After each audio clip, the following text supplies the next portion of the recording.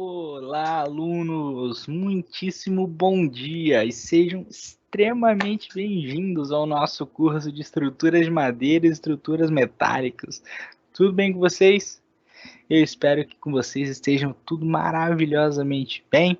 Comigo está muito bem também, muito obrigado. Para quem ainda não me conhece, muitíssimo prazer.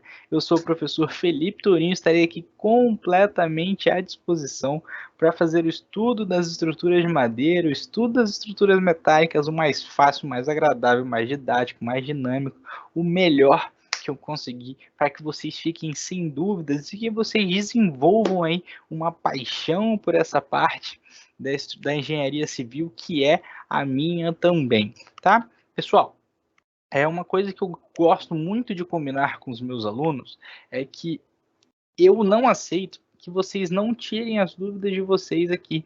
Então, se você tiver uma dúvida, independente de qual seja ela, manda uma mensagem aqui que eu estarei completamente disposto a responder, tá? Eu prefiro sempre responder enquanto eu estou explicando, porque aí você consegue entender a aula inteira. Tá? Por exemplo, a gente está no meio de uma explicação, surgiu uma dúvida, manda mensagem aqui, eu explico assim, você não precisa perder uma parte que você não está entendendo, que não faz sentido, e isso acaba influenciando aí no que você vai entender no resto da aula. Tá bom? Combinados? Então você precisa mandar uma mensagem aqui, fala, bom dia, professor, vou tirar minhas dúvidas, que aí a gente vai conversando e eu consigo tirar todas as dúvidas que surgirem de vocês.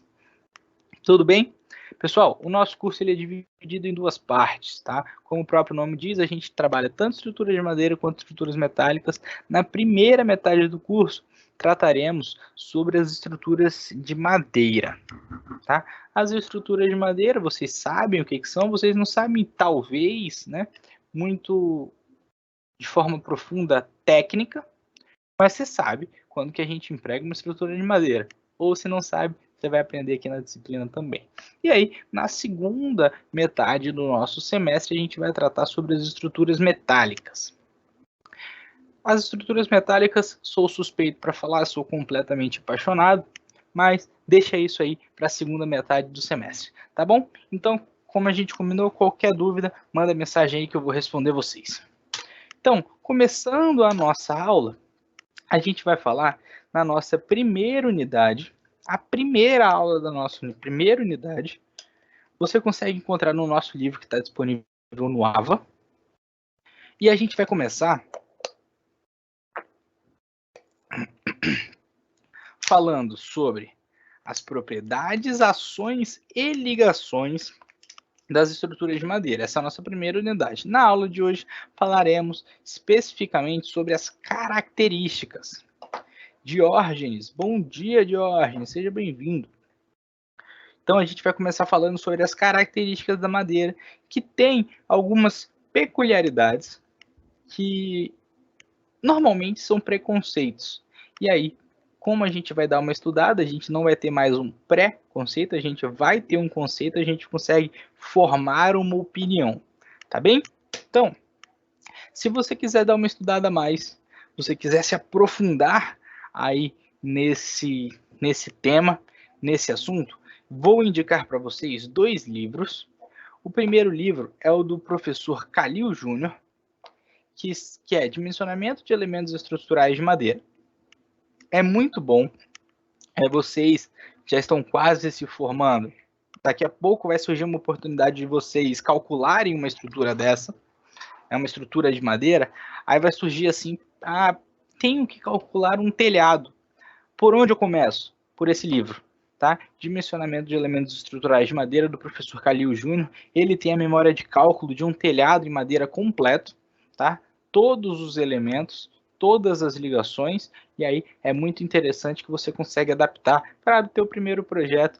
E uma dica que eu dou, quando surgir esse primeiro projeto, muito provavelmente você não vai saber fazer todo de cabeça, né? Você não vai saber executar ele todo de uma vez. Sabe o que você faz? Você pega ele e aprende a fazer fazendo ele, tá bom? Essa é uma grande dica. Um outro livro que eu gosto muito, foi o livro que eu usei bastante durante a minha graduação, é o livro dos professores Pfeil, que é o livro Estruturas de Madeira, Dimensionamento segundo as normas brasileiras e critérios das normas norte-americanas e europeias. Além disso, uma outra consulta que nós vamos fazer bastante é para a nossa norma brasileira de estruturas de madeira de projetos de estruturas de madeira, que é a nossa NBR 7190 de 1997, tá bom? Jair, como é bom ter você de volta. I'm fine, what about you? Nosso Jair, amigo poliglota, eu estou muito bem, muito obrigado. E você, está bem, Jair? Vamos lá. Então, dentro no primeiro panorama aí das nossas estruturas de madeira, a gente tem que fazer a classificação delas. Vocês vão ver que a gente vai ter grandes grupos, né? A gente vai dividir as nossas madeiras em grandes grupos, e aí a gente vai entendendo o que diferencia um grupo do outro, tá bom? Então, para começar, vocês devem imaginar, talvez não tenham parado para pensar dessa forma, mas vocês devem imaginar que a madeira provavelmente é o material de construção mais antigo que é empregado no mundo. Ah, professor, antigamente se usava muita pedra. Também, ok, se utilizava muita pedra, mas a pedra ela foi caindo em desuso, ou ela foi tomando outros rumos, né? Porque a pedra, normalmente, principalmente na antiguidade, a gente não conseguia moldar ela, né? Já a madeira, a gente tem essa facilidade, a madeira acaba sendo mais leve, a madeira a gente consegue cortar, a madeira a gente consegue transportar de maneira mais fácil. Então a gente tem bastante coisa para fazer aí, certo? E aí, se vocês quiserem dar uma pesquisada, realmente tem uma edificação que foi construída lá no ano de 670 no Japão, 100% feita em madeira, que está de pé até hoje. Passou por muitas manutenções? Lógico, passou por muitas manutenções, sim. Mas, ainda assim, está de pé e é lindona esse lugar, tá? É lindão. É um templo budista, se eu não estou enganado. Além disso, a gente tem uma grande disponibilidade de madeira para ser utilizada na construção civil. E eu não falo isso só no nosso país, e que realmente a gente tem uma vasta quantidade de madeira que pode ser utilizada de forma legal, mas no mundo, o mundo num todo, tem uma quantidade aí que dá para ser controlada e dá para ser utilizada na construção civil. Além disso, a gente tem uma grande versatilidade na utilização da madeira. E por que eu falo dessa versatilidade? Porque a gente consegue usar ela em diversos pontos. A gente consegue usar ela do acabamento, ou ao contrário, né? Da fundação até o mais fino acabamento de uma determinada estrutura. Rogério Gomes, bom dia a todos. Bom dia, Rogério. Então, a estrutura de madeira realmente é muito versátil no que se diz sobre a sua utilização. Além disso, ela é um tanto quanto sustentável ecologicamente. Há pessoas que levantam alguns pontos de que isso não é verdade. Existe esse ponto de vista. Eu sou do ponto de vista que ela é ecologicamente sustentável e eu tenho alguns argumentos para bater nisso. Tá? Não sei, me diz a opinião de vocês aqui. Você acha que a utilização da madeira é ecologicamente sustentável ou não? Afinal, para usar madeira tem que desmatar. Né? Então isso aí pode ser um argumento para dizer que ela não é ecologicamente sustentável, porque você está, entre aspas, destruindo ali a nossa mata, talvez, e aí acaba pensando assim. Além disso, tem uma viabilidade arquitetônica interessante. Né? A gente utiliza muito a madeira como parte de forro, como parte de esquadria, pode-se sim utilizar como elementos estruturais, que a gente vai ver bastante aqui na nossa disciplina. Então, a gente consegue fazer uma ampla utilização da madeira. Até aí alguma dúvida? Acredito que não, mas se tiver, já sabe, só mandar mensagem. Então, o que justifica, diante desses pontos que nós expusemos aqui, o baixo emprego da madeira como sendo elemento estrutural? Primeiro, preconceito mesmo, quanto à durabilidade e à resistência. Isso tudo é causado pelo desconhecimento, aliado ao pensamento de que se está fazendo uma degradação florestal. Então, primeiro, gente, durabilidade e resistência, já vou falar aqui para vocês. Temos, tá? É possível ter uma madeira resistente e durável como elemento estrutural. Isso não impede. Ah, professor, mas lá na casa da minha bisavó tem um banco que esse banco ele começou a ficar muito feio, ele encheu de cupim, a gente sentou, quebrou, a madeira ficou podre. Não, calma lá. Quando a gente está falando sobre isso, a gente tem que ter alguns cuidados. Né? Esse banco aí lá na casa da sua bisavó, que você está falando que sentou porque a madeira ficou podre e quebrou, esse banco ele não passou por nenhuma manutenção.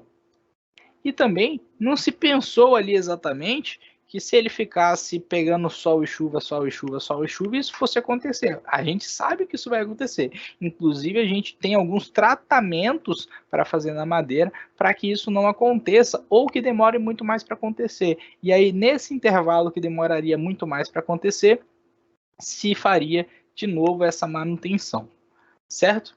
Como vantagens da utilização da madeira, temos o baixíssimo consumo de energia para o seu processamento. Então, se vocês forem comparar o processo fabril do concreto ou da estrutura metálica para a estrutura de madeira, aí realmente o consumo de energia que é feito nessa situação é baixíssimo, ok? A gente tem também uma apresentação de ótima resistência mecânica, principalmente se compararmos o seu peso. Né? Você consegue uma boa resistência com a madeira utilizando muito menos peso que o concreto armado, por exemplo. Né? Na estrutura metálica, a gente tem essa comparação, pode ser equiparável, né? Porque a gente consegue, pelo processo industrial da estrutura metálica, otimizar bastante. Tá? Já na madeira, a gente tem baixíssimos pesos e boas resistências mecânicas, ou seja, resistência aos esforços mesmo. Além disso, a gente tem um ótimo isolamento térmico e acústico. Então, vocês podem ver aí, normalmente a gente acaba vendo isso em filmes, que a gente tem estruturas de madeira tanto em situações de muito calor quanto situações de muito frio. Então, provavelmente você já viu aí um filme que se passa nas praias australianas, nas praias americanas, que tem aquelas casinhas de madeira. Essas casas de madeira, elas estão em situações de calor muito forte, né?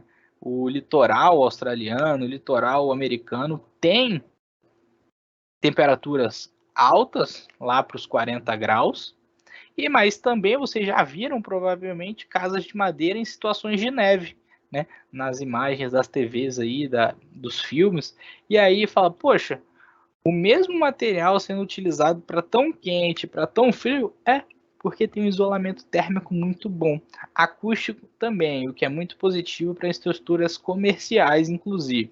E além de tudo isso, o melhor ponto é que é um material renovável, então é um material que a gente vai gastar pouco para fazer, a gente vai poluir pouco para fazer, vai ter uma boa razão aí de peso e resistência, vai ter isolamento térmico, vai ter isolamento acústico e ainda vai ser renovável.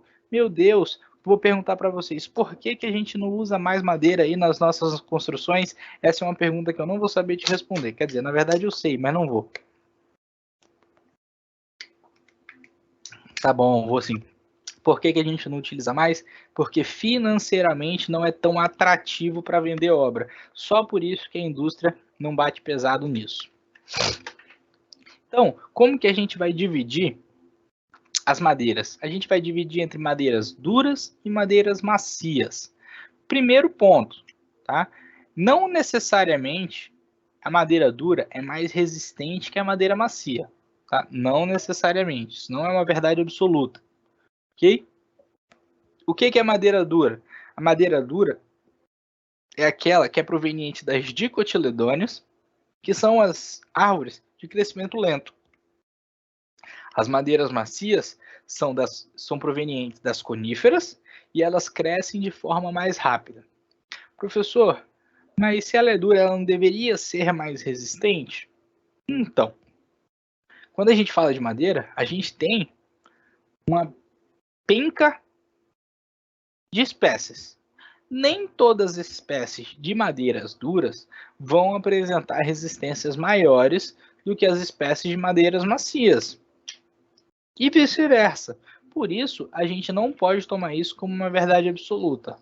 Tá? É uma verdade que as madeiras duras apresentam, em sua maioria, resistências mais elevadas? Sim, é verdade. Mas não é uma regra, tá bom? E a gente divide também as nossas madeiras quanto ao tipo do crescimento. Quando a gente tem um crescimento do caule para fora, a gente vai ter um crescimento endógeno, tá? Cresce de dentro, endo, para fora, exo, tá? E aí que surge o exógeno, que aí vai ser de fora para dentro. Então a gente vai ter um desenvolvimento da parte da casca para a parte de dentro. Tudo bem? Então temos duas variações quanto ao crescimento. E aí nós vamos apresentar a proteção externa, que é a casca, que é o que a gente consegue encontrar aí no nosso dia a dia. Logo em seguida temos o alburno, que é a área mais sensível à decomposição por fungos. Por que é a área mais sensível? Porque é a área que ela fica úmida e ela fica quente. A gente sabe, os fungos, eles gostam bastante de se reproduzir em ambientes quentes e úmidos. Logo em seguida, nós temos o cerne, que é formado pela inatividade das células vivas do alburno e tem função de sustentar o tronco. E aí é nessa região que a gente normalmente retira as madeiras de construção. Então vejam, o cerne é responsável por nos dar resistência nas madeiras. Tá? Então a parte mais resistente normalmente é o cerne. Temos aí também a medula, que é feita de um tecido macio, em torno do qual a gente consegue perceber o primeiro crescimento da madeira. Tem aqui nessa imagem abaixo, retirada do livro dos professores Pfeil, que apresenta a medula, que é o anelzinho interior ali dos nossos troncos. E aí, pessoal, nós dividimos também as nossas madeiras em madeiras maciças e madeiras industrializadas. Tá? Como vocês podem imaginar, as madeiras maciças elas passam por um processo fabril muito menor. Tá? Normalmente ela não passa por um pátio de fábrica, tá? A não ser a madeira serrada, que mais ou menos ainda, tá?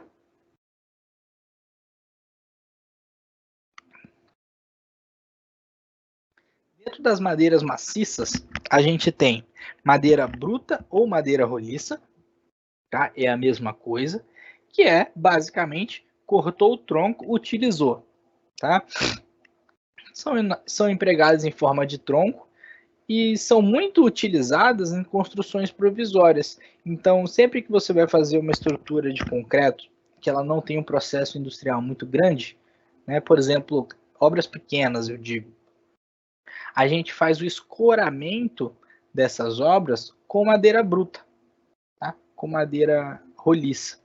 E aí a gente consegue utilizar bastante isso aí nas nossas obras. Além disso, a gente tem a madeira falquejadas. Madeiras falquejadas, elas já passam, né? A gente corta os troncos e aí a gente já tenta padronizar o tamanho. Por isso que a gente está falquejando. Então a gente corta um tronco lá, por exemplo, de 6 metros. E é só que a gente não vai utilizar 6 metros. E a gente também não vai utilizar redondo. O que faz? Corta e aí vai dando um formato retangular para essa madeira. É bastante utilizado e normalmente é feito com machado, por isso que a gente não tem uma padronização tão grande. Mas aí a gente tem a madeira serrada. A madeira serrada, ela já passa por um processo de corte que tem um pouco mais de controle tecnológico. Então, já é algo que você consegue padronizar os tamanhos, que aí quando você vai construir lá um telhado, você fala, poxa, eu quero deixa eu ver, para construir esse telhado, vou precisar de uma terça de 10 por 5, né? 10 de altura por 5 de largura. A madeira serrada você vai conseguir encontrar ela assim. A madeira falquejada já não vai ter uma padronização tão grande. Então, ó, temos aqui madeira bruta em seu estado mais utilizado, que são nas escoras das obras. Madeira serrada, todos os formatos bem bonitinhos, todo mundo sabe como é que é feito isso, como é que é cortado. Temos a madeira falquejada, que aí vocês já podem ver que elas não têm uma padronização tão grande. Todas elas parecem ser meio retangulares, mas não são exatamente retângulos. E aí, as madeiras industrializadas. Dentro das madeiras industrializadas, temos as madeiras compensadas, laminadas e coladas e recompostas. Né? Madeira compensada, vocês provavelmente já viram bastante, que são os compensados de madeira. Como que a gente faz a madeira compensada? A gente pega 3 ou mais lâminas, sempre número ímpar. Tá? E por que a gente vai pegar sempre número ímpar? Porque como a gente vai intercalar as fibras, a gente sempre vai utilizar que a primeira vai ser igual à última. Tá? Isso gera mais resistência. E a gente vai conversando essa questão da resistência aí ao longo do nosso curso. Madeira laminada e colada é formada pela associação de lâminas de madeira selecionada, colada com adesivos, sob pressão. Então, cola tudo e aperta. As lâminas podem ser emendadas, dando liberdade para peças longas e para peças altas. O que quer dizer? A madeira laminada e colada, a gente consegue fazer qualquer formato. Então, aquelas obras de madeira, curvas, aquela coisa mais linda, né? Normalmente é feito de madeira laminada e colada. E também temos a madeira recomposta, que normalmente ela é feita com o resíduo da madeira serrada. Por exemplo, se vocês já estiveram aí numa madeireira, né, numa serraria de madeira, sobra muito pó da madeira e uns pedaços um pouco maiores, assim, mais finos também, né? A madeira recomposta é o famoso aglomerado. Pega tudo, cola, junta e aperta, tá? Então isso com a sobra, diferente da madeira laminada e colada, tá? Que é feito com lâminas. E temos, com o aglomerado, a gente tem as famosas placas de OSB. Tá? Com as peças laminadas e coladas, a gente vai ter esses formatos aqui, ó, maravilhosos. Tá? E aí temos as placas de compensado e as placas de MDF. O MDF é muito mais parecido com o OSB do que o compensado, mas ainda assim você consegue encontrar MDF compensado. Tá? Todos esses são formas da gente utilizar a madeira como elemento estrutural ou não. Tá? E aí a gente vai começar a perceber que dá para utilizar a madeira de muitas formas. E aí, para utilizarmos a madeira de várias formas diferentes, a gente tem que entender um ponto muito importante. Ponto esse que é sobre o carregamento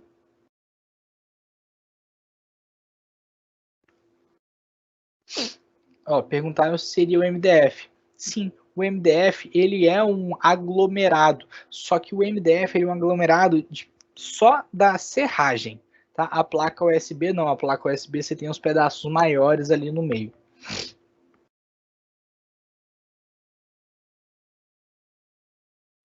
O que a gente tem que entender, tem que saber sobre a madeira, sobre o material, né, que é a madeira, para conseguir utilizar de forma estrutural. Primeira coisa, anisotropia da madeira. Devido à orientação das células, a madeira se comporta como um material anisotrópico.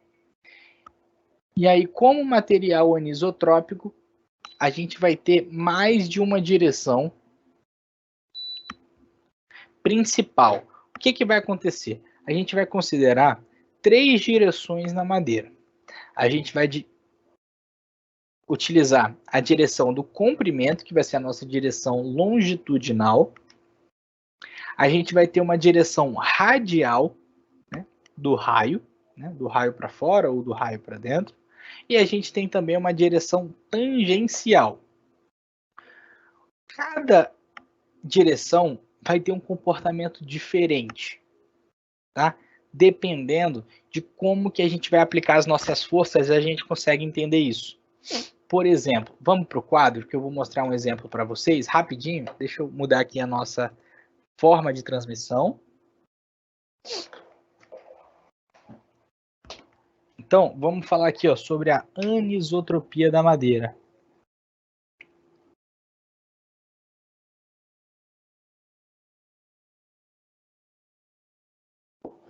Anisotropia. A anisotropia quer dizer que o comportamento da madeira vai ser diferente para cada uma das direções, tá? Quando nós fizermos os cálculos das estruturas de madeira, a gente vai analisar sempre quando estivermos a favor da fibra e quando estivermos contra a fibra. Por exemplo, se tivermos dois corpos de madeira iguais, tá? Exatamente iguais, só que esse corpo da esquerda, ele está com as fibras deitadas aqui, ó. Já esse corpo da direita, ele está com a fibra em pé. Nesses dois casos, a gente vai aplicar exatamente a mesma força, do mesmo jeito. O que eu vou fazer? Eu vou pegar e vou puxar.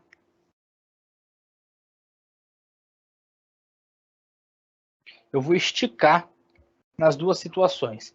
Tenho a situação A e a situação B.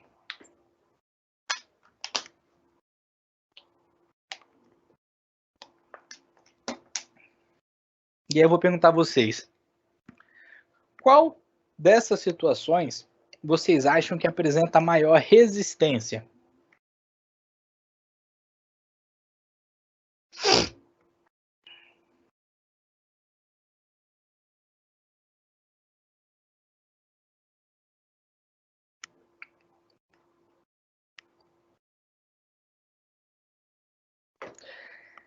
O caso A, ele apresenta maior resistência para a mesma madeira, tá? Pode ter uma madeira B, uma madeira que nesse caso B resista mais que uma outra madeira nesse caso, tá? É possível, mas em geral a gente tem que a madeira A vai responder melhor. Por quê? Porque está no mesmo sentido da fibra, tá? Então esse caso apresenta maior resistência.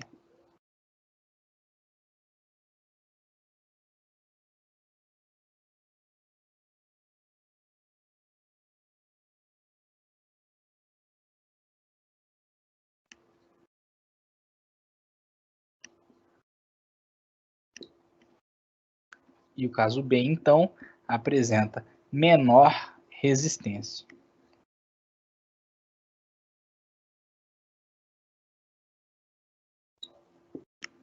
Por quê? Por que que eu mostrei isso para vocês? Ó, todos falaram situação A. Muito bem, que legal. Muito bom. Então é o seguinte, por que que a gente está falando disso aqui? Por causa da anisotropia. Direções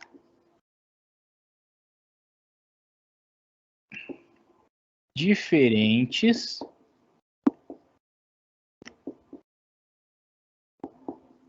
apresentam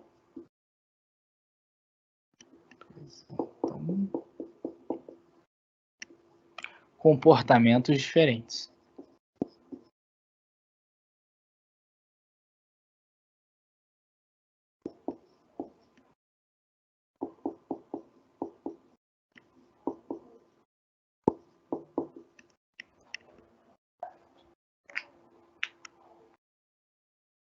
Tudo bem? E aí, entendendo essa questão da anisotropia, a gente vai conseguir entender então que essas madeiras têm que ser calculadas conforme a gente vai aplicar a força nela. Se essa aqui, da letra A, apresenta uma maior resistência, quando estivermos aplicando força aqui, a gente consegue calcular qual que é a resistência nessa situação. Da mesma forma, a gente consegue entender qual que vai ser a resistência nessa outra situação. Ok? Tudo bem, pessoal?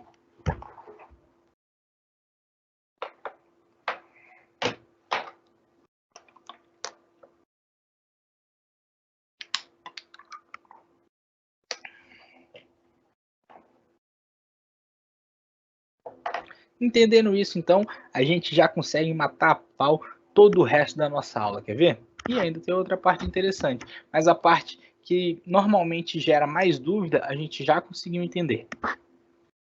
Então, entendemos a anisotropia da madeira, vamos falar sobre a umidade. A umidade tem grande importância nas propriedades. A grande importância nas propriedades. Quer dizer que se a gente tem uma madeira mais úmida, normalmente a gente tem uma menor resistência, tá? O grau de umidade, ele é dado como sendo o peso da água contido na madeira. Então, a gente mede ele em porcentagem e a gente faz assim, ó, o peso de uma determinada amostra de madeira menos o peso dessa amostra depois de passar por um processo de secagem em estufa, dividido pelo peso da madeira seca. Aí a gente consegue encontrar qual que é o teor de umidade das nossas peças. Vamos fazer um exercício rapidinho? Então, deixa eu colocar no slide mesmo, que fica mais fácil para vocês.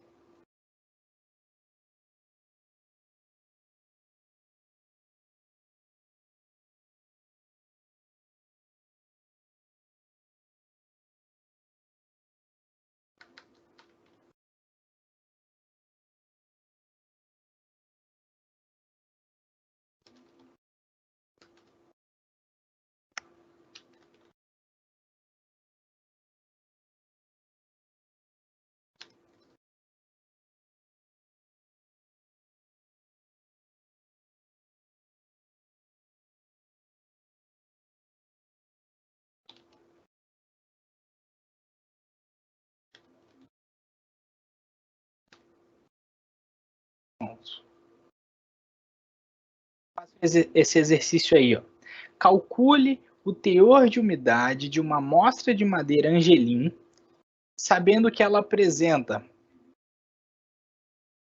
peso inicial de 1.000 gramas e o peso final, né, o peso seco, o peso após o processo de secagem, igual a 840 gramas.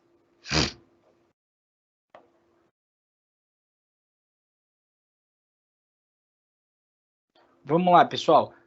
2 minutinhos para vocês fazerem essa continha, tá?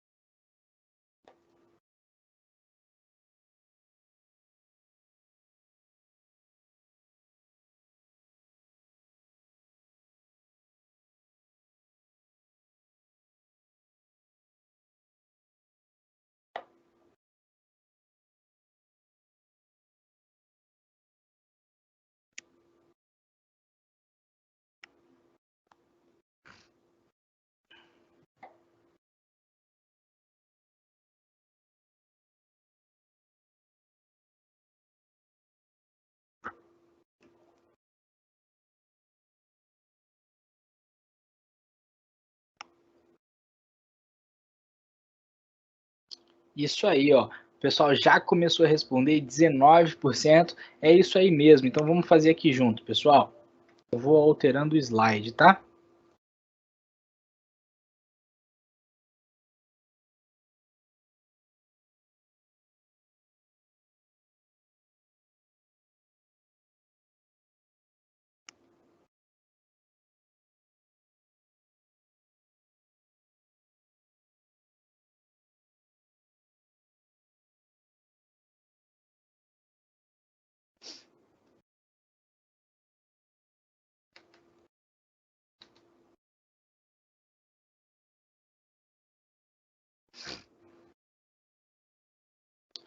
Então tá aí, ó.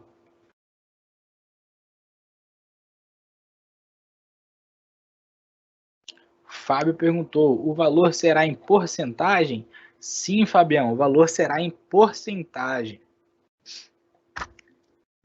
Então a gente tem 1.000 gramas do peso inicial e 840 gramas do peso seco, tá? Fazendo essa continha de forma rápida, a gente consegue encontrar aí 14,05%, né? Que é 14,047%, se eu não me engano, que é igual a 14,05% então.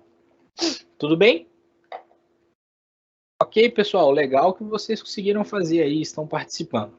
Então, a gente já aprendeu a calcular o teor de umidade, isso vai ser muito importante para as próximas aulas, tá? Porque é um fator que altera bastante a propriedade da madeira, então é interessante que nós saibamos calcular. Quando a gente fala de umidade, a gente acaba tendo aí uma diferençazinha no que é a nossa densidade básica, que vai ser a nossa densidade real, e também na nossa densidade aparente, tá? A densidade básica, ela vai ser a massa específica obtida pelo quociente da massa seca pelo volume saturado. Então, massa seca, né, após o processo de secagem, dividido pelo volume molhado, tá, com água, vai ser a nossa densidade básica. Tudo bem? E temos a nossa densidade aparente também, que é quando nós encontramos ali uma madeira na rua, por exemplo. Tá? A densidade aparente, ela vai ser o peso com umidade padrão, e aí o nosso teor de umidade padrão vai ser 12%. Então, o peso com umidade padrão, quer dizer, a massa com umidade padrão, desculpa, dividido pelo volume com umidade padrão. Ok? Tudo bem, pessoal? E aí, a gente não pode esquecer que toda vez que há uma variação de umidade nas nossas peças, as nossas peças vão passar por retração e por inchamento, tá? Só que aí, você já viu que quando uma madeira fica sobre o sol e chuva, ela costuma apresentar rachaduras? Essas rachaduras, elas acontecem porque a madeira, ela se retrai e ela incha com valores diferentes para cada uma das direções principais. Lembra que a gente está trabalhando com material anisotrópico? Pois é. Então, quando tem uma variação brusca de umidade, a gente vai ter que uma parte da madeira ela vai se alongar mais, ou ela vai alongar não, ela vai inchar mais do que as outras. E aí, quando ela seca, vai acontecer a mesma coisa. Por isso surgem esses problemas, né? Apresentam rachaduras. Esdras perguntou: professor, o cálculo é o mesmo para todos os tipos de madeira? É um padrão?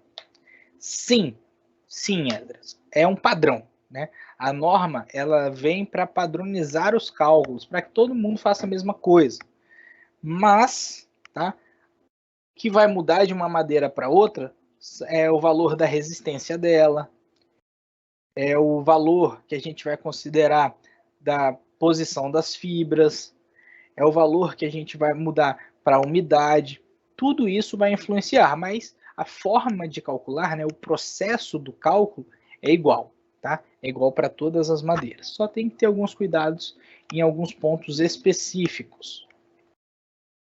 Deterioração da madeira. A gente sabe que a madeira está sujeita à deterioração por várias formas, né, por diversas origens, dentre as quais vão se destacar o ataque biológico e a ação do fogo. E aí é muito interessante, né?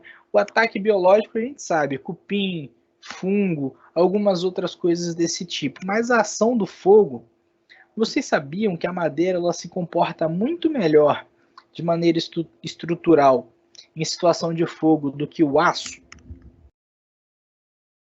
O aço, quando passa por um processo aí, uma situação de incêndio, ele aquece todo muito rápido. E como ele aquece todo muito rápido, ele acaba tendo uma perda de resistência muito rápida, diferente da madeira. A madeira, ela aquece por fora, mas ela demora para aquecer por dentro.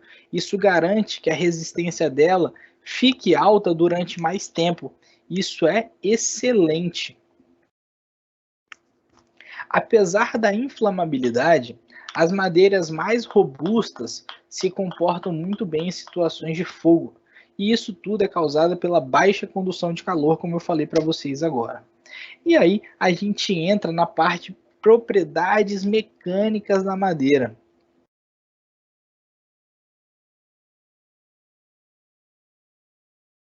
Nas propriedades mecânicas, a gente fala sobre resistência e a gente fala sobre resistência, a gente acaba falando sobre tensão e deformação. Okay? É aí que a gente vai falar sobre a elasticidade do material. Quando a gente está falando de madeira, material anisotrópico vai funcionar de forma diferente para cada situação de força que está sendo aplicada em direções diferentes. A gente vai falar que a gente tem um módulo de elasticidade longitudinal.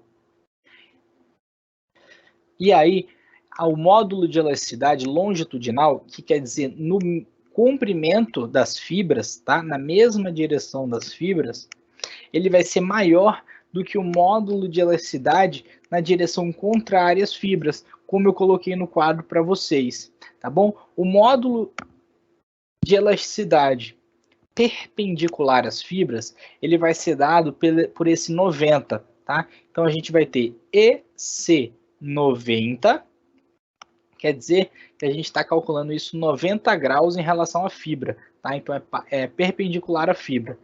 Vai ser 1/20 ou então o módulo de elasticidade sobre 20 da forma longitudinal, tá bom?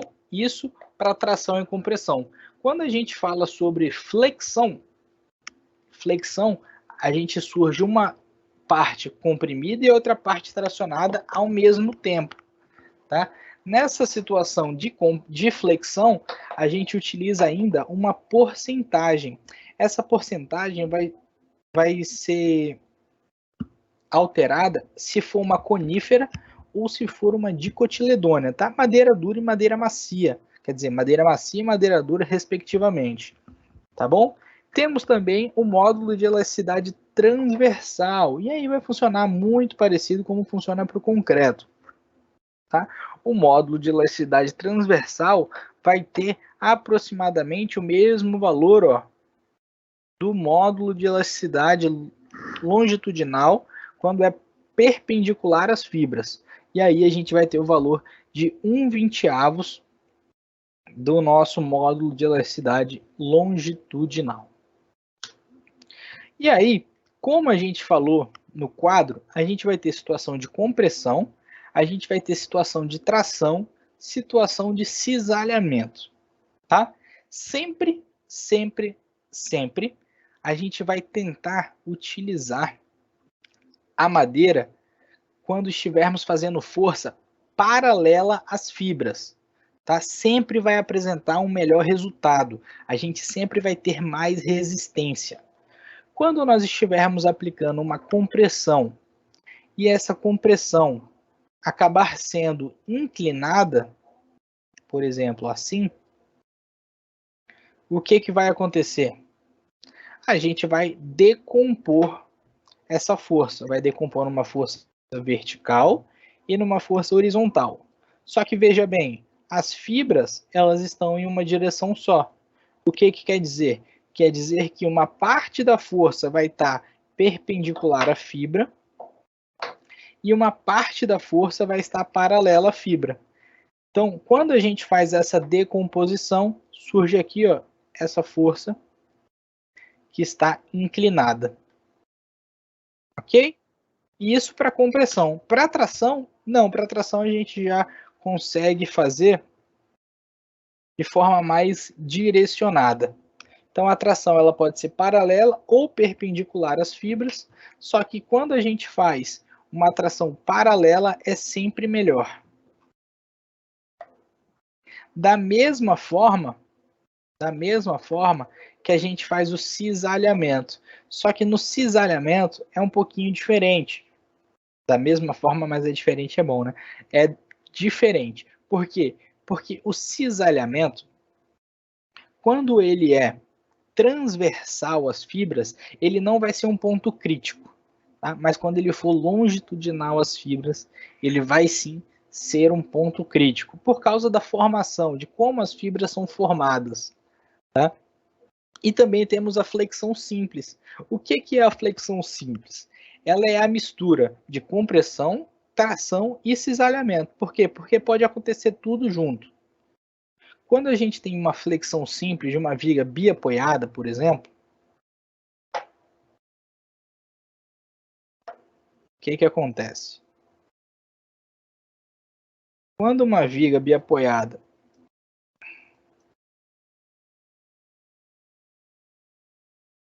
tá?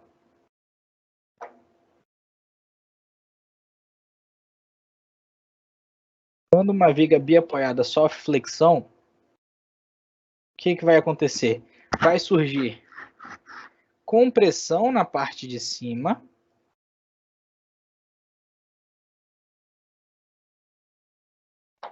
e vai surgir tração na parte de baixo.